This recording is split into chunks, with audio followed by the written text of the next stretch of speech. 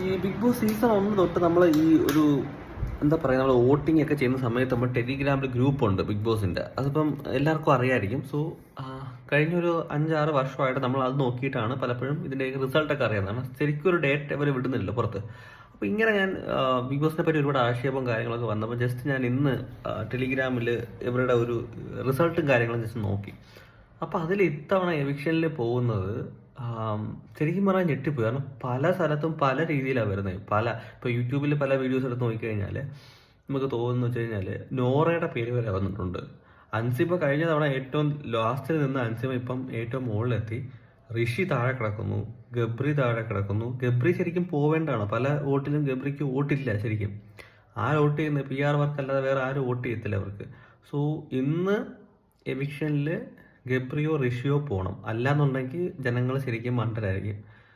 അത്രേ പറയാനുള്ളൂ. ബാക്കി